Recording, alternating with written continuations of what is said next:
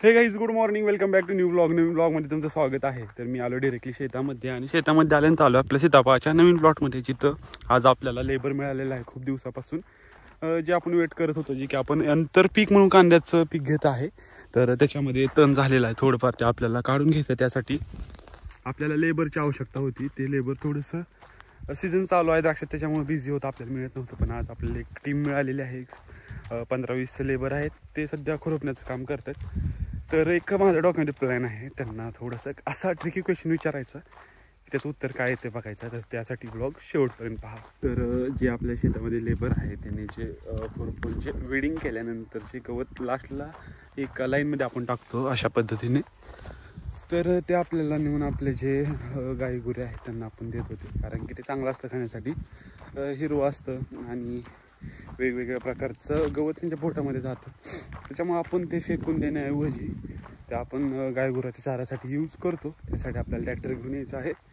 ट्रॅक्टरमध्ये ते सर्व एकत्र करायचं आहे आणि त्याच्यानंतर नेक्स्ट प्लॉटमध्ये त्या लेबर आहे ते जातील. कारण की एक प्लॉट जो आहे तो वेडिंग करून झालेला आहे, त्याच्यामुळं दुसऱ्या प्लॉटमध्ये ते जातील.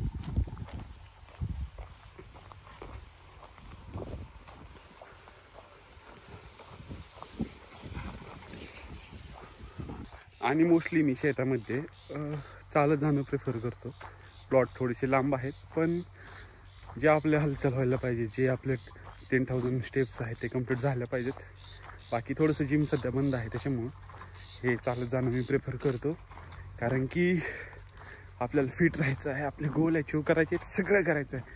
त्याच्यामुळं जिम स्किप होते तर हे स्किप करायचं नाही आहे मला. त्याच्यामुळं मी गाडीवर जाण्याऐवजी हे प्रेफर करतो.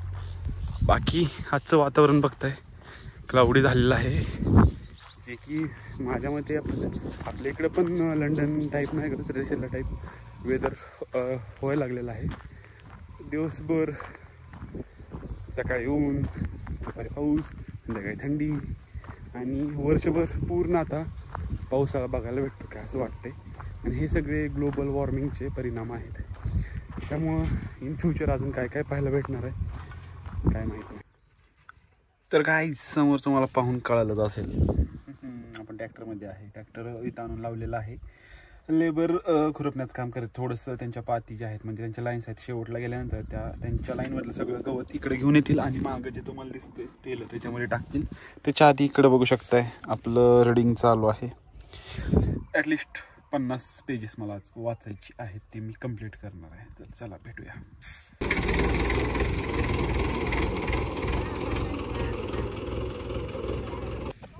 तर काहीच ऑलमोस्ट आता ह्यांचा लंच ब्रेक आहे, त्यामुळं ते जे त्यांनी गवत काढलेलं आहे ते एक साईडला आणत आहेत.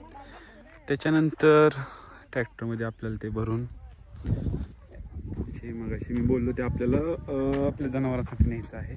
बाकी हे त्यांचे टिफिन्स जे की ते घरून घेऊन येतात. ब्रेक होईल.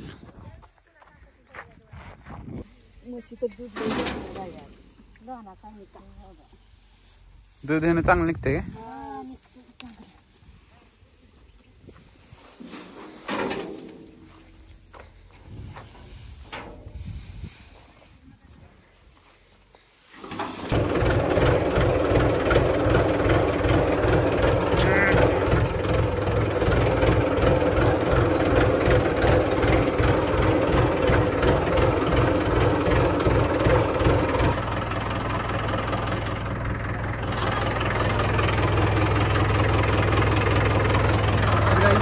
Driving a tractor takes a long time.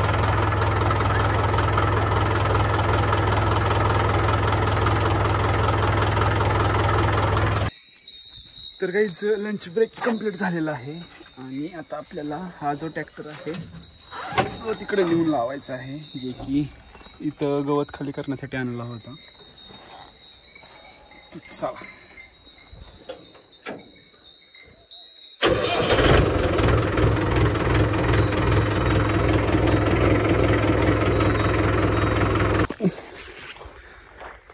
तर गाईज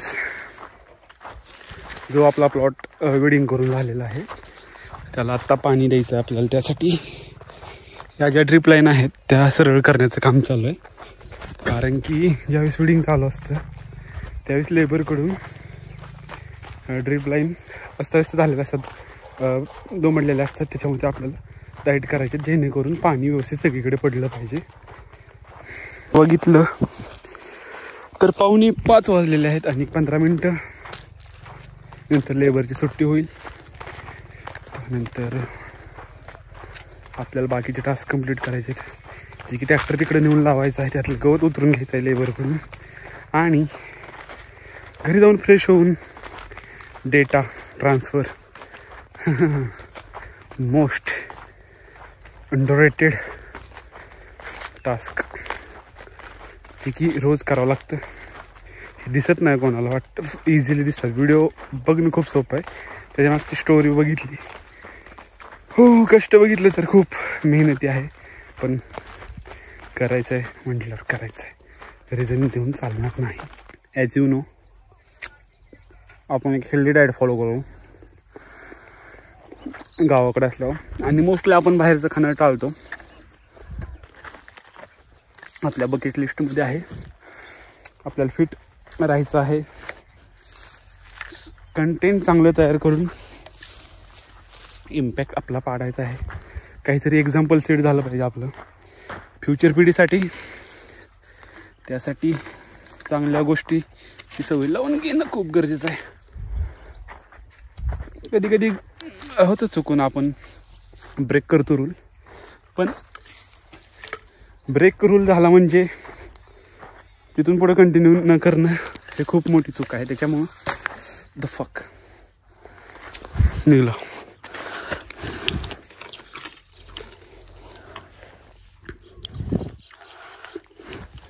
त्याच्यामुळं कन्सिस्टन्सी ब्रेक होते, एका दिवशी आपलं चुकतं, पण त्याच्यानंतर कंटिन्यू करणं हे खूप मोठं टास्क आहे. त्याच्यामुळं लगे रहो.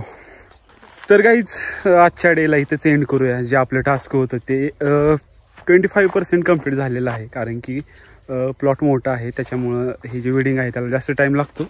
आणि लेबर बघू शकताय गेलेला आहे, त्यांचा पण डे ऑफ झालेला आजच्या पुरतं, त्यांनी साईन आऊट केलेला आहे आणि उद्याच्याला लॉग इन करतील.